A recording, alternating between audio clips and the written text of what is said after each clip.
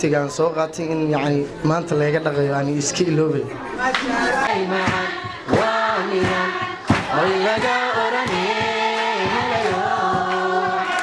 waa maasantiin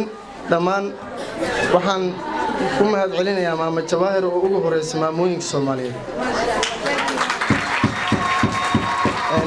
aad baan idin jeclahay aad baan yani u dareemay maanta farxad waxaan dareemay rafaadkii waqtigan soo qaatay in yani maanta laga dhaqayo aan iska iloobay markaan soo koobo marka yani wixii mahaddan u sugnaatay Ilaahay ka sukow inaan banaanka imaado xilwaanka dhalinyarada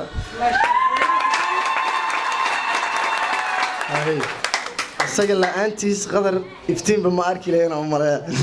godkiisa ku jira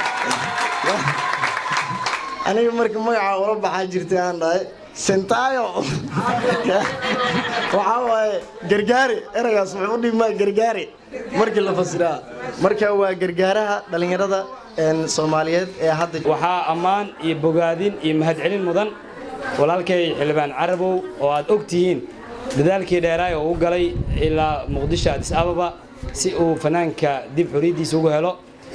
dhamaanteen aan aad u soo wada dhaweynay xilbaanka uu adeega bulshadiisa asagoo gudanaya waajibaadka qaran haddana dabcan dadka codka ku siiya ee aad matalaysid haday noqoto magaalo iyo haday noqoto meel walba ay joogaan waajibka xilbaanka saaran waxa kamid ah inuu adeego bulshada uu matalo xilbaan waa mahadsantahay maama Jawaahir ay sheegtay gudoomiyaha ururka haweenka la qabaa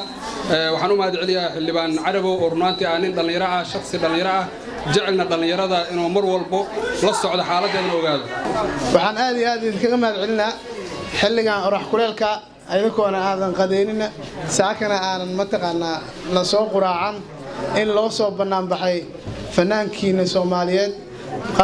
Maxamed Qadar Ibraahim Keyo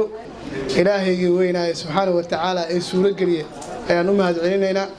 labo shacabkii Soomaaliyeed ee ka dhiidiyay xiriggii fanaanka ayagana waxaan rabaa inaan halkan ugu mahad celiyo oo meel walba joogaan iga soo wacay ila garab taagnaay wax allaale iyo wixii ay awoodeen waa ugu mahad celinaa intaa kadib waxaan rabaa inaan u mahad celiyo dowladda Soomaaliyeed xukuumadda federaalka Soomaaliyeed oo horkacayo ra'iisul wasaaraha jamhuuriyadda federaalka mudane Xasan Cali Khayre iyo wasaaradda arrimaha dibadda waxaan si gaar ah aan ugu mahad celinaa wasiirka arrimaha dibadda Axmed Ciise Cawad aanan iloobi karin kaalinta uu ku lahaay siideynta fanaankeena Soomaaliyeed